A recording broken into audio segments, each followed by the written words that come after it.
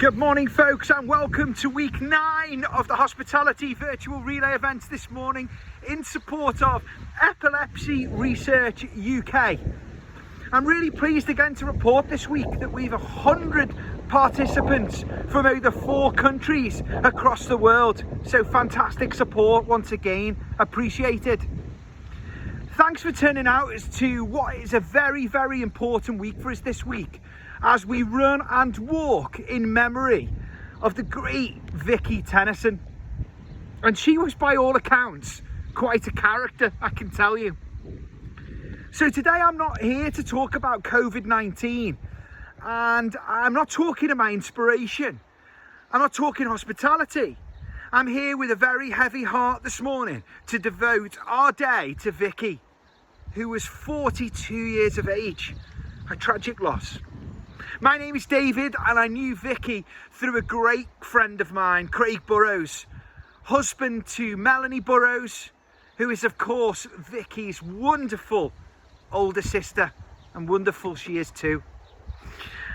I didn't know Vicky personally, but it sounds from what I've heard that she's had quite a touch of mischief about her, and I think it's fair to say that we may well have got on well. Whether here in the UK, in Ashton, in Guernsey, or further afield, you are always guaranteed a laugh in the company of Vicky. And I think it's a laugh that we should have today. Albeit we may not be able to combine Chardonnay and running Vicky. Martin and Steph, Vicky's parents, were pretty adamant that you should enjoy a glass in memory of Vicky later today. That's with or without an episode of Friends, which, what utter trash. It sounds like Vicky may well have been the coolest member of the gang, and from the stories that I've heard, she was the life and soul of the party. Whether that be her singing, her dancing, you'd be in for a good night. Please remember though, it's probably worth more precise instructions if you plan to have a bite to eat on the way home or share a cab, as Vicky will most likely have left her bag in the loo, her purse on the bar, and she'll have your phone and you'll have hers. Really funny. Vicky always had a fast-paced life. Oh, that's if she didn't fall over. She had a wicked sense of humour, and even after a long day, she would have the energy for more. You know, she had a real vibe and zest for adventure. As Vicky would say, you haven't been on a night out with her until, if you hadn't been on a night out with Vicky, you haven't been on one at all.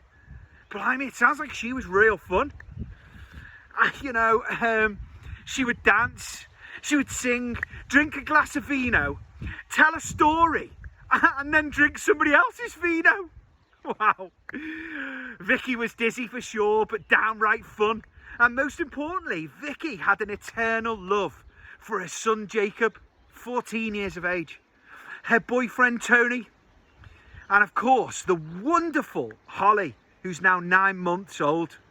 9 months old. Vicky was an exceptional person. She led the way year after year on girls' holidays. I mean, she topped the charts. But just topping the charts wasn't enough for Vicky. To be quite honest, from what I hear, she was one of the most generous people on the planet, and she'd have given you her last penny. Vicky found so much pride in her accomplishments as a daughter, a sister, a partner, and of course a mum. She shared a sense of humour and intelligence and love that it'll be missed by everybody, tragically. Martin, Steph, Melanie, Craig, Tony, Jacob, and Holly. You know, pardon me if I've missed anybody. She clearly loved you all. So that's it from me this morning, folks. But I was going to reach for a coffee at this time of day, but then realised that Vicky hated coffee. So even after 275 odd days without alcohol, and despite the time of day, yet again, there is no better way than to reach for something alcohol free. So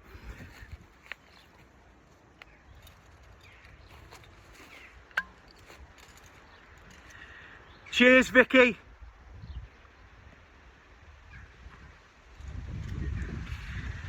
Sincere thanks for your support today, folks. I'm going to hand you over now to the charity just so you can learn of some of their fantastic work on a day-by-day basis.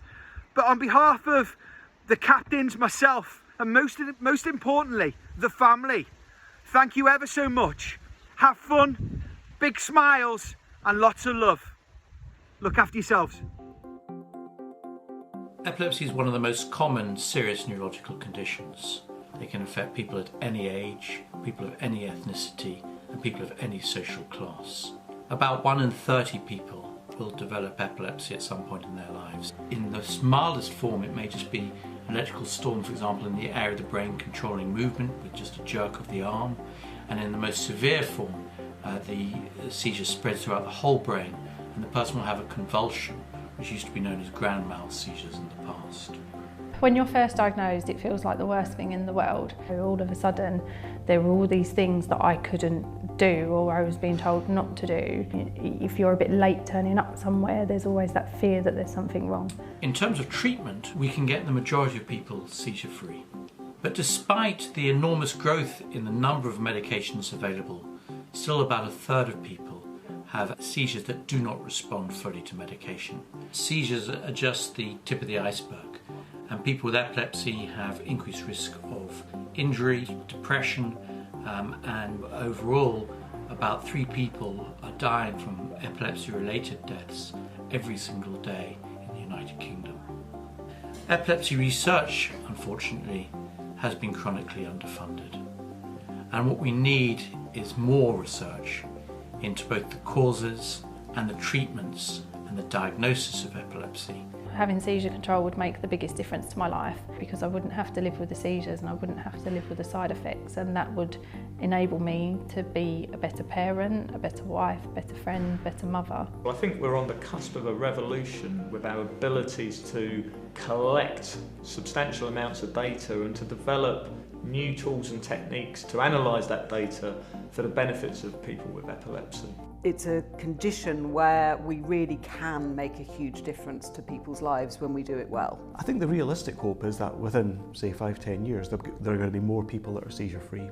The only solution to finding a way forward is continued research. What researchers do is so vitally important. They give people like me living with epilepsy hope. It's the very personal accounts that we hear from people with epilepsy and their families that drive our collective ambition. So I just want to say thank you for supporting us, and thank you for being part of this powerful community working together to achieve a life free from epilepsy.